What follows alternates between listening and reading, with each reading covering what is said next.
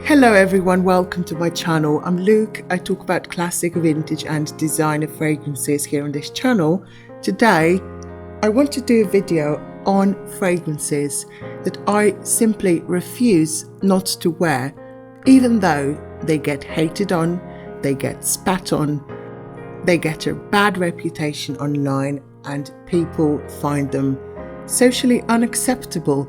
And many people have some strong feelings about these ones, and I also have some strong feelings about these ones. I absolutely love them to bits, and if anyone has a problem with me wearing them, I can tell you one thing, that ain't my problem. I think it's totally okay to have a difference of opinion. I'm very tolerant towards that. I don't mind if my subscribers don't like the same perfumes as I do. And I also don't mind if people online don't like these perfumes, because I also have my dislikes. Everyone has their likes and their dislikes. But I think it's wrong to talk about these and call them nasty old lady scents, nursing home in a bottle, cat piss, and so on and so forth. What a load of old shit. I wouldn't engage in that sort of rhetoric, because even if I don't like something, I know how to justify that. I know how to say, I don't like this because it makes me sick, because it gives me a headache. But we will look at some of the comments and reviews that people post about these scents online, just so we get the picture how much these are hated. And these are hated, believe you me. I would not be talking about these if they didn't get lots of hate. And that's the point of this video. What do I like that other people hate? The first one is Poison by Christian Dior, and I've got two bottles. The first one is the vintage EDT. This is from 1992, and the small one is the actual Esprit de Parfum, so the concentrated pure perfume version of the original from 1985. Did I say 1984? It was launched in 1985, and this one has divided people ever since it was released. Overpowering, cloying, headache-inducing, awful. It smells like someone vomited a large amount of sweet red wine, someone wrote on Fragrantica. I smell licorice, band-aids, expensive room spray. It smells like a full garbage basket. You get the picture. But I simply adore this. This is a bewitching concoction of plum, tuberose, honey, spices, of popanax and myrrh. It was and still is very mysterious, dark, bewitching, but also sweet and fruity, so very sexy, very seductive, sensual, even slightly romantic, more like romantic gothic, I would say. It was revolutionary when it was released. It changed the course of perfume history, and you're either a fan or you're not, and I happen to be a fan. It's also very nostalgic for me. My mum used to wear this back in the 80s. She had the Eau de Cologne, I believe. So Poison for me is one of my all-time favourites. It transcends time, even though it's distinctly 80s in style. I'm smelling it now. I love it. I might wear it tonight. Just 2 sprays, no more than that. So the next one I want to talk about is Tabu by Dana. And I want to talk about this one because the other day I read a whole post on Reddit where someone was complaining that their friend wears this as a signature scent and that it smells musty and of cat piss, and she doesn't know how to tell her. And I was like, oh my goodness, so sad. And then I realized this is one of my absolute favorite orientals. And I would say I prefer this to Youth Dew. Why? Because it's softer. This to me is the most gorgeous, powdery, resinous, balsamic, spicy scent. There is a sweetness to it. And I wear this to bed. And I used to wear Youth Dew to bed as well. Actually, I'll talk about Youth Dew, Opium and Tabu together because they're all orientals and they have slightly different nuances. Tabu is more like a sweet Coca-Cola powdery vibe. Youth Dew is also Coca-Cola, but it's more medicinal, more aromatic. It has a bite to it. It's the least likable of the three, in my opinion. Whereas Opium is a myrrh fragrance, and I simply adore myrrh. It's resinous, balsamic, sweet, powdery, a bit churchy, a bit incensey, but very sweet and likable. If you like a balsamic fragrance, Opium is probably the best one I've ever tried, in my personal opinion. These three are all lovely, but I honestly prefer Tabu and Opium to Youth Dew, but I enjoy all three, and I especially enjoy wearing Youth Dew to bed. And I just wanted to add that all three are descended from the same perfume trend, the oriental trend that was started in the 1920s by Shalimar and then reinforced by perfumes like Tabu in the 1930s, Youth Dew in the 50s, and Opium in the 70s. So this is a huge perfume trend. And these very same people who hate on these scents, they probably own at least a couple of niche fragrances that are inspired, if not direct copies of these ones.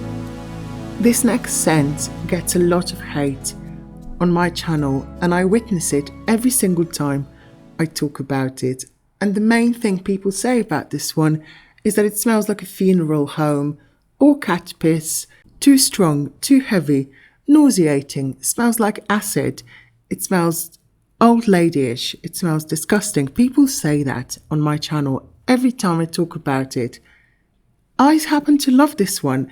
This is a gorgeous 70s style, soapy, non-sweet floral with lots of greenness, with lots of bitterness from the hyacinth, with some oak moss and with some smoke in the base. So it's the complete opposite of what people tend to like nowadays. People don't appreciate pure green florals anymore. If a floral bouquet doesn't have some vanilla, some fruits in it, they won't like it. But to me, Anay is springtime in a bottle. It's a bouquet of fresh lilies and hyacinths. It's a classic floral, and sometimes I'm just craving this. I want something bitter, green, soapy, and not quite as challenging to wear as Cristal by Chanel. This one is also challenging, of course, but sometimes I crave it. I do crave it every spring. I can't wait to wear it this spring, actually. The next scent that gets a lot of hate, many people despise this one, but I continue wearing, is Angel by Mugler. And here I've got a flanker. This is Angel Stella from 2024 actually, or is it 2025? I don't know. This is a flanker, but I also love the original. I don't currently own a bottle, but I need to buy a bottle ASAP because Angel is just one of the scents that I adore. With Angel, you get your candy floss, your patchouli, which is very strong, very aromatic, minty. You get your chocolate, your honey, you get your berries, your florals, your fruits. This is a real concoction of a fragrance. It's everything but the kitchen sink. Make it sweet, make it gourmand, but also make it slightly sour, slightly chocolatey. And this concoction of notes, this combination of notes, makes many people sick. And I can understand why, but whenever I smell Angel, especially the vintage version, I have an eye roll moment. And I'm not happy with this one. I want the original as well, preferably a vintage bottle, because the current one is a bit more minty and it has this buttery sweetness in the opening, which the vintage one doesn't have. The vintage one is pure candy floss, patchouli and chocolate. The current one is a bit different, but it still smells like Angel. So if you like Angel, definitely buy the current one. I'll also probably end up getting the current one. I saved the best for last. The mother of all perfumes, Chanel numéro 5, Chanel number 5. And here I've got the pure perfume in this 7.5 milliliter spray atomizer. I got this back in September, I believe. I also have another bottle of pure perfume from the 80s, and the differences are negligible. I love both. This fragrance gets a lot of hate. It's polarizing. Many people like it, many people love it, many people swear by it. Many people also hate it. And that's okay. I personally love it. This to me is one of the most magical scents I've ever smelt. This is the scent of heaven. This scent for me is pure escapism. It makes me travel. It makes me time travel and travel to a different universe, to the world of dreams. It's a scent that is just unforgettable, and it's one that I need to have in my collection. And for that power it possesses alone, I love this fragrance, but I also happen to love it as a scent. It's a scent of indelible jasmine, rose and other florals, aldehydes, and a beautiful natural vanilla at the base. And the pure perfume actually uses real extracts from the Chanel fields in Grasse, France, in the south of France. And this is a scent that always makes me feel extravagant, but very luxurious, elegant and understated. It simply has a je ne sais quoi. So, those were my vintage scents that I refuse not to wear, despite what people have to say about them. Let me know what are yours in the comments. Which scents do you continue to wear despite the hate or their polarizing nature? Thank you very much for watching. Have a great week. Bye.